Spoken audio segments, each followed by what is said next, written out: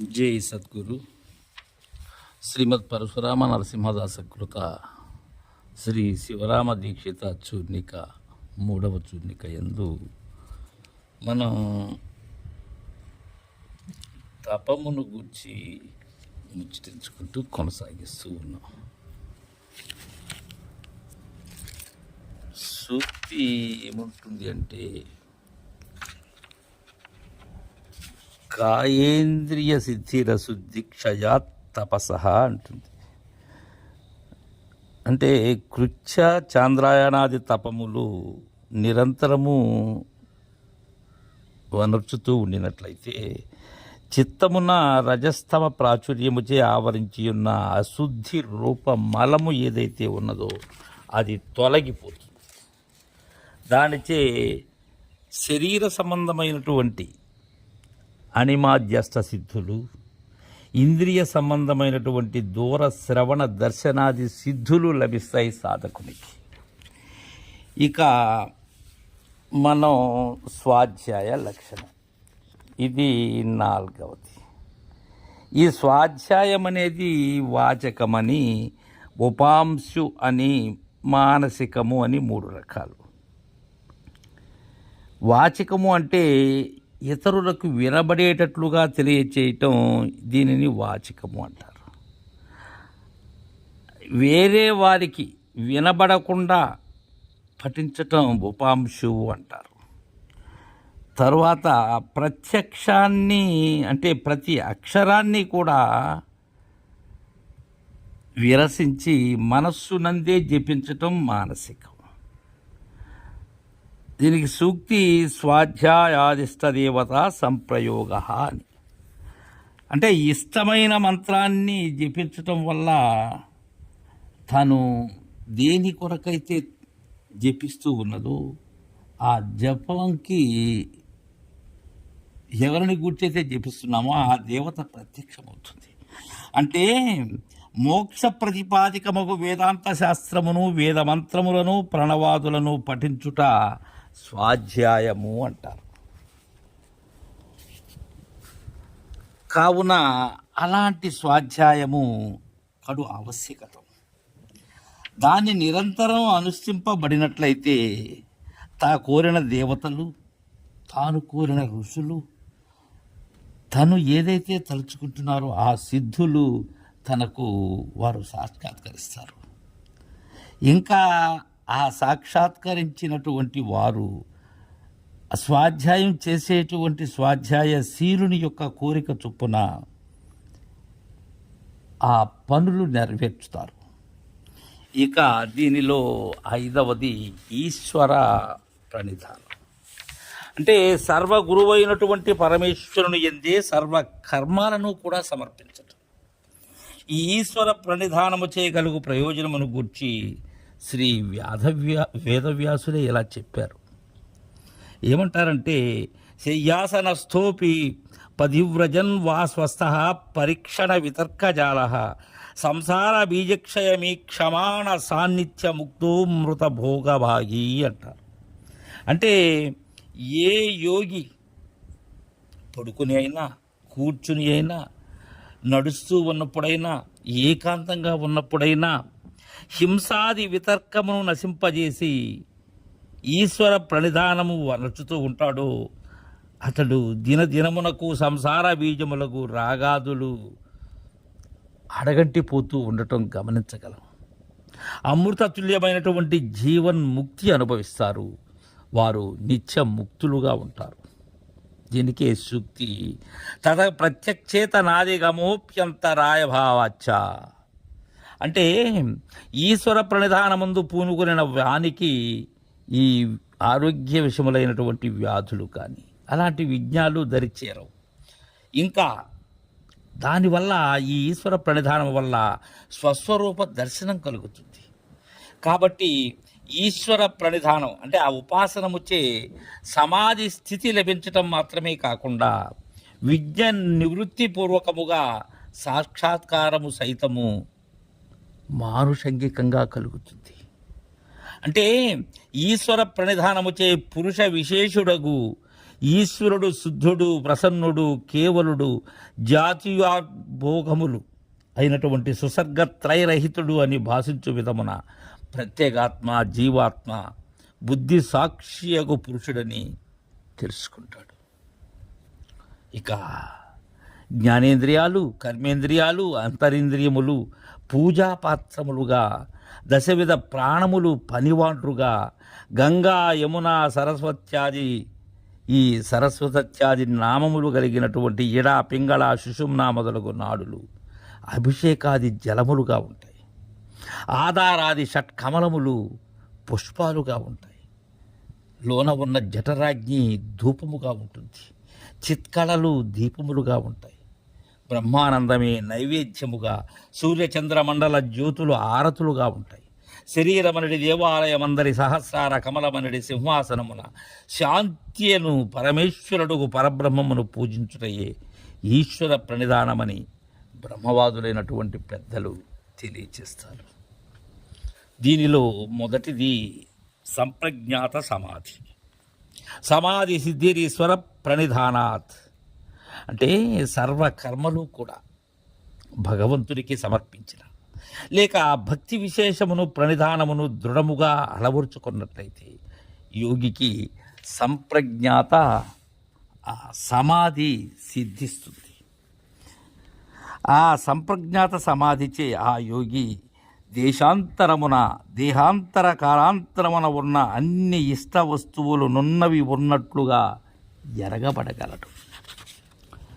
ఇక ఈ సంప్రజ్ఞాత సమాధి అంటే సంశయ విపర్య రహితంగా ధ్యేయాకారమును యథార్థముగా విషయీకరించు భావన విశేషమే సంప్రజ్ఞాత సమాధి కాగా, ధ్యేయ వస్తు భేదము వలన సంప్రజ్ఞాత సమాధియు వితర్కానుగతము, విచారానుగతము, ఆనందానుగతము, ఆస్మితానుగతము అనే 4 విధములు. ఇట్టి భావననే సవికల్ప సమాధి లేక అవికల్ప యోగము అంటారు.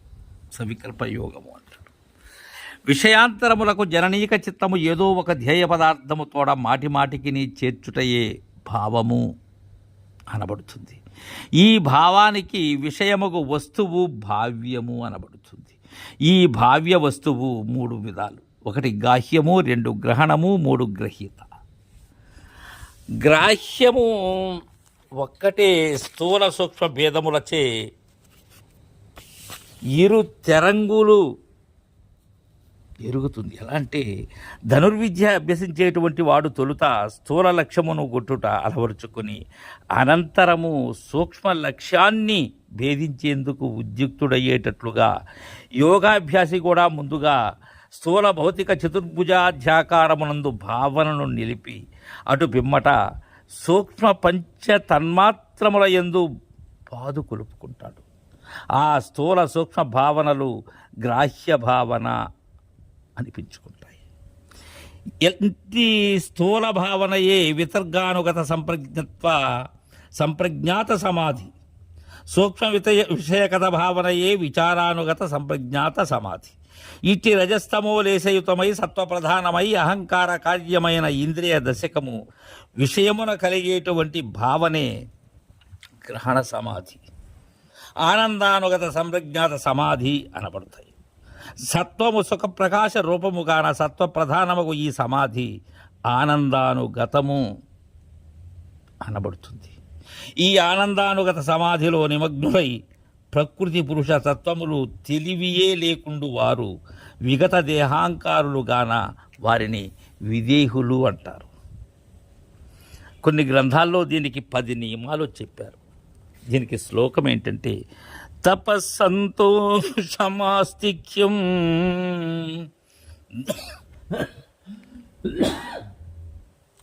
దానమీశ్వర పూజనం సిద్ధాంత శ్రవణం చైవ హీర్మతి జపో వ్రతం ఏతే చ నియమా ప్రోక్త యోగ శాస్త్ర విశారదై. ఈ 10 ఏంటంటే తపస్సు, సంతోషం, ఆస్తిక్యం, దానం, ఈశ్వర పూజనం, సిద్ధాంత శ్రవణం, హ్రీ, యతి, జపము, వ్రతం. దీంట్లో తపస్సు 3 రకాలుగా ఉంటుంది. ఆత్మ అనాత్మ వివేక జ్ఞానము చేత అవిద్యా సంబంధమైన సమస్త దోషములను దహింపచేయటమే ఉత్తమ తపస్సు. ఇక యోగాధ్యానుష్ఠానములచే సర్వేంద్రియ విషయ దోషాలను భస్మీపటలం కావించటమే మధ్యమ తపస్సు. ఇక 3వది నిరాహార వ్రతానుష్ఠానములచే శరీరమును మాత్రము శోషింపజేయబడు తపస్సు. ఇది అధమ తపస్సు. ఇది ఇక 2వది సంతోషం. ఇది 2 విధాలు. ఎలా అంటే ఇది ఎలా 2 విధాలుగా ఉంటుంది అంటే, ఏ సమయంలో ఏది లభిస్తుందో దానికి హర్ష శోకములు అందకుండా, అలా సంతోష దుఃఖాలు చెందకుండా ఎల్లప్పుడూ ఒకే విధముగా ఉండు సంతుష్టిని తత్వకోవిదులైనటువంటి మహాత్ములు సంతోషము అని చెప్తారు. ఏ విధంగా ఉన్నా సరే సంతోషమే. 2వది బ్రహ్మాది లోక పర్యంతము గల సమస్త విషయాది భోగములలో విరక్తి కలిగి పరమాత్మ ధ్యానమందు కలిగిడి ఆనందమును ప్రాజ్ఞులైనటువంటి వారు సంతోషము అని చెప్తారు. ఇక 3వది ఆస్తిక్యం. ఇదేంటంటే వేదముల యందు విధింపబడి ఉండు ధర్మాధర్మముల యందు విశ్వాసాన్ని కలిగి ఉండటం. ఇక 4వది దానం. న్యాయముగా తాను ఆర్జించిన ద్రవ్యము పుణ్యకాలమునందు కానీ ఇతర కాలముల యందు కానీ ప్రత్యుపకారము అపేక్షింపక బీదలు మొదలైనటువంటి వారలకు భగవదర్పణముగా ఇచ్చేటువంటిది దానం. ఇక ఈశ్వర పూజనం. బ్రహ్మ విష్ణు ఈశ్వరులను భక్తి శ్రద్ధలతో ఆరాధించటమే ఈశ్వర పూజ అంటారు. ఇక్కడ రాగాది దోషములు కానిదై, దుష్ట అన్వతాది వచనములు లేనిదై, ఎలాంటి హింసయు చేయని హృదయము సత్య శాంత దయాది పుష్పములతో హృదయాంతరంగమందుండు ఆత్మను ఆరాధించి ధ్యానించుటయు ఈశ్వర పూజ అనవచ్చు. ఇక 6వది సిద్ధాంత శ్రవణం. అంటే బ్రహ్మసూత్రాలు, జ్ఞానవాసిష్టం, భగవద్గీత మొదలైనటువంటి వేదాంత గ్రంథాలను వినటం, శ్రవణం చేయటం. ఇక 7వది హ్రీ. వేదములలో చెప్పియుండు కర్మలకు విరుద్ధముగా తమకు తోచినదంతయు యుక్తమే అని చేయు కార్యముల యందు లజ్జ కలిగి ఉండటం. ఇక యతి. వేదములలో చెప్పియుండు కర్మలను శ్రద్ధతో చేయటం. ఇక 9 జపం. వేద విరుద్ధములు కాని గాయత్రి మొదలగు మంత్రములను సద్గురువుల చేత ఉపదేశము పొంది జపించటం. ఇక 10వది వ్రతం. వేదములలో విధింపబడి ఉన్న కర్మానుష్ఠానముల యందు నియమము కలిగి ఉండుట. ఇవి 10. తర్వాత ఆసనాలు. స్థిర సుఖమాసనం అంటారు. అంటే నిశ్చలమై ఆసీనునకు సుఖావహమగునటువంటిది అది ఆసనం. ఆస్తే అత్ర.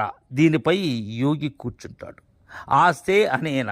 దీని సాధనమున సాధకుడు నిలిచి ఉంటాడు అను ఉత్పత్తి ద్వయముచే ఆసన శబ్దము సార్థకమవుతుంది. ఈ ఆసనములు బాహ్యాసనములు, శారీరాసనములని 2 విధాలు.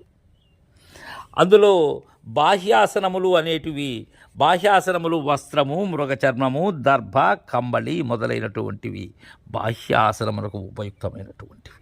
ఇక శరీరాసనాలు, పద్మాసనాదులు, అవి 84. వాటిలో కొన్ని మాత్రమే మనం తెలుసుకుంటాం. పతంజలి మహనీయుడు ఎన్నో ఆసనాలు తెలియజేశారు. దీనిలో ఈ ఆసనాల గురించి మనం రేపటి నుంచి తెలుసుకుందాం. జై గురుదేవ్.